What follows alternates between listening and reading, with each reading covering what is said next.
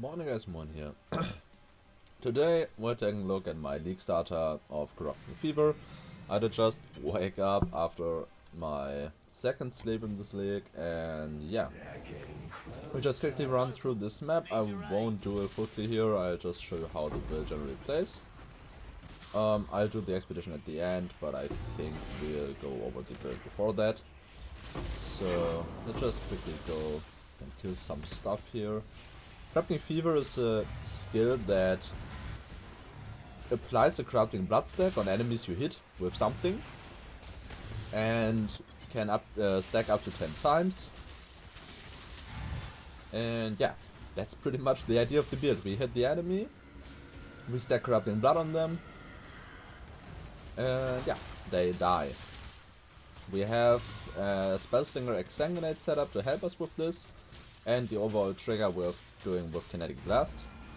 So yeah, that overall is pretty straightforward.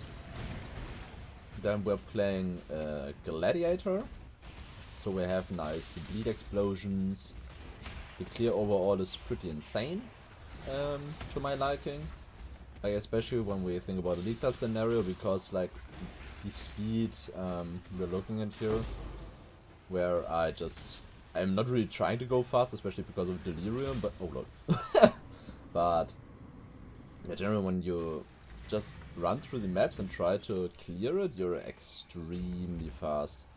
Like when you get the Challenger stacks up, which you get like while mapping pretty much instantly from the first pack, you have 20% more attack speed and 20% more movement speed, which makes shield charge extremely fast.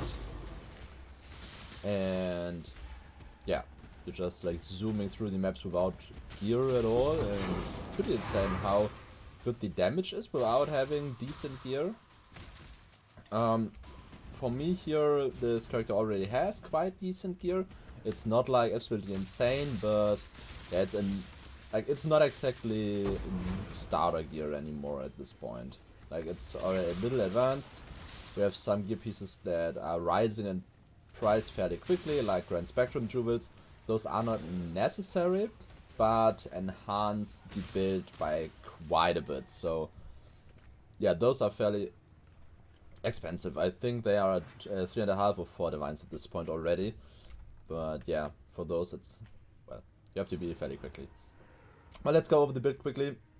We run Exsanguinate. Now we run Corrupting Fever as our main damage. Currently in a 4-link, I want to put it in a 5-link, but I currently am working on Essence Crafted Gloves with more damage, and I don't have them yet, so yeah, currently in a 4-link with Corrupting Fever, Efficacy, Brutality, and Swift Affliction. We have our Kinetic Blast set up with Life Gain on hit, Life Tap, Greater Multiple, and Maim. And then we have an Exsanguinate, Spellslinger, and Control Destruction. There will be a Brutality in addition to this when it's in the Helmet slot or the Boot slot, but currently it's in a 3-link only. Then we've got Life Tap, Vulnerability, Faster Attacks, and Shield Charge, which is our curse setup and our movement setup.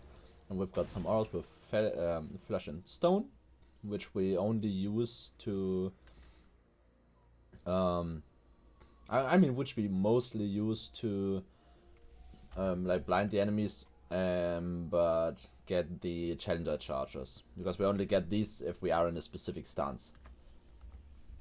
Then we use Pride, Heart of Purity, Frost Bomb, Frost Blink, and Culling Strike. Fairly straightforward setup, just so we have something for Cull and remove regeneration.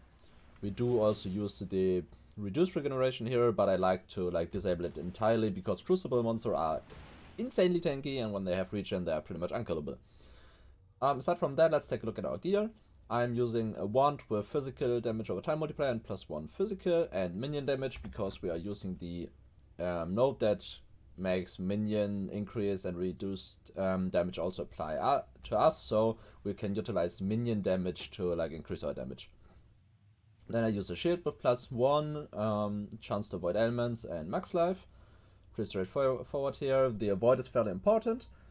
Then I use boots with resistance is life, avoid elements in the implicit. I use the body without life, because we use the mastery with increased max life if we don't have life. Avoid elements and some nothing really. And with a lot of life, well, we use a ring with, well, overall just life and resistances with some damage over time multi on the amulet, a belt nobody should look at, and some gloves that give pierce, which is fairly nice. We later on get this through an implicit, but currently we have it as a mod on the item itself, so this one also gives some nice utility. Then we've got the overall tree. We are just running straight up here for the minion nodes, but we do have some aura stuff here. We use Unwavering Stance and Riddle Technique, so we don't care about hit chance and we don't care about stuns. We use some Iron Will to enhance the damage of our Exsanguinate. And yeah, then it's mostly just life and damage over time, and a Cluster Jewel with First Assault and Master of the Fundamentals. We ideally want another like passive here, and then it's more or less finished, but these are fairly annoying to craft. I don't have the points here anymore anyways. So yeah, this is pretty much the tree. This is the entire idea of the build. There isn't really crazy stuff to look at here. It's, well, a league starter, and I'm not sure how long I will play it. I did play it up to like tier 14 so far, and even tier 14s feel fairly fine to clear. I did the pre-bosses of Exarch and Ether, and yeah, overall up to tier 14. I mostly farm tier 10s and stuff like that currently because it's just a lot faster to farm essences and money. But yeah, for the Grand Spectrums I'm using minimum endurance charge, minimum frenzy, and avoid ailments.